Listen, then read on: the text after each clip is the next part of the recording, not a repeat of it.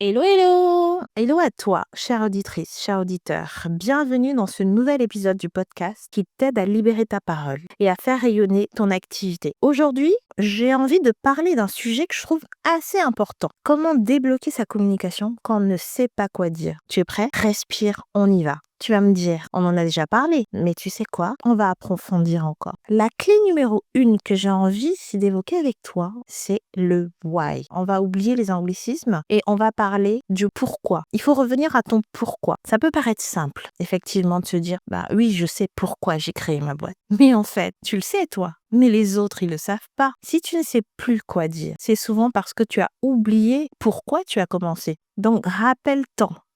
Essaye de revenir aux questions fondamentales. Pourquoi je fais ce que je fais?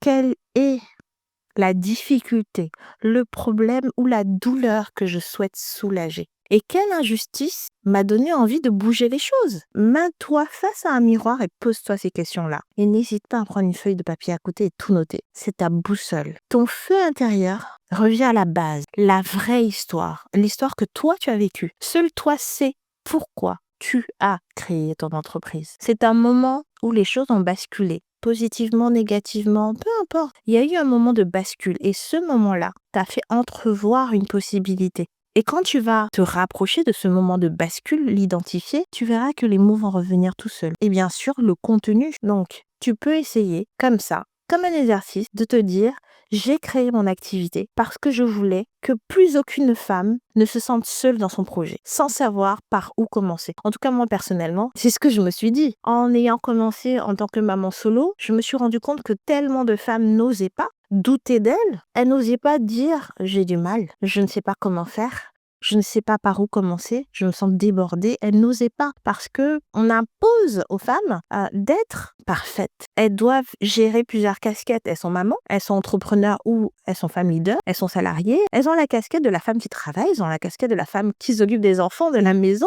Et du coup, on ne laisse pas autant la possibilité à la femme de se décharger mentalement. Et donc, elles se perdent souvent et elles n'osent pas. Et donc, quand tu auras fait cet exercice de te dire, j'ai créé mon activité parce que, tu auras un message puissant. Tu auras une accroche claire et tu auras un début de poste qui va attirer à toi une belle clientèle qui te correspond et qui te ressemble. La clé numéro 2 que j'ai envie d'échanger, partager avec toi, c'est pense à une personne, mais une personne que tu connais ou que tu connais pas. Hein. On croit souvent qu'on doit parler à tout le monde pour avoir de l'impact. C'est une grosse erreur. Parle à une seule personne. Imagine une cliente qui t'écrit et te dit « Je galère à prendre la parole sur les réseaux. Tu peux m'aider ?» Ce que tu lui réponds, c'est ton prochain contenu en fait, c'est ton prochain post. Et même mieux, tu peux faire une série de posts ou de stories. Tu gardes la liste des vraies questions de tes prospects. Ce sont des mines d'or pour tes idées de communication. La clé numéro 3, structure ton message. On a tendance à s'imaginer que poster, communiquer, c'est mettre plusieurs mots à la suite. En fait, un message doit être structuré.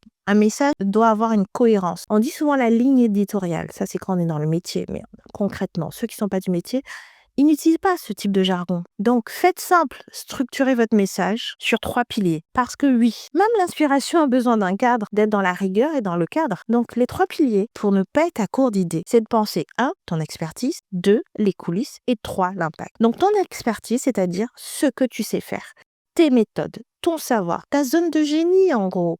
Ton objectif, c'est d'éduquer, de rassurer. Le pilier numéro 2, ça sera les coulisses, ton parcours, ta vision, tes valeurs. Encore une fois, ton why du jour par exemple, pourquoi pas. On peut avoir un why tous les jours qui va être en totale cohérence et corrélation avec ton why du début, hein. Mais on évolue sans cesse, donc ton why il peut changer tout en étant aligné à ce qui tu étais au départ. L'objectif, bien sûr, c'est de créer du lien humain, parce que derrière ces écrans, il y a des êtres humains. Donc, crée de la connexion en parlant de tes valeurs, tes missions, de ton parcours. Le pilier numéro 3, ça va être l'impact. Les témoignages avant-après, par exemple, les transformations clients, les retours clients. L'objectif, c'est d'inspirer, de prouver que tu crées de la valeur. Mais je t'avoue que si tu mets en place ces 3 angles, tu pourras communiquer sans te répéter et sans t'épuiser parce que ça va venir naturellement. Si tu bloques encore, ne te juge pas. C'est humain, on a des moments de baisse de régime, mais n'attends pas d'être prêt ou d'être parfait pour en parler. N'attends pas. Ose te livrer, ose en parler. ose présenter tes produits ou services. Commence petit, commence vrai, commence maintenant, parce qu'il y a une seule chose que personne ne pourra t'enlever, le choix de décider quand est-ce que tu commences. Et l'action va déterminer qui tu es. Ta parole, c'est ton empreinte. Elle mérite d'être entendue.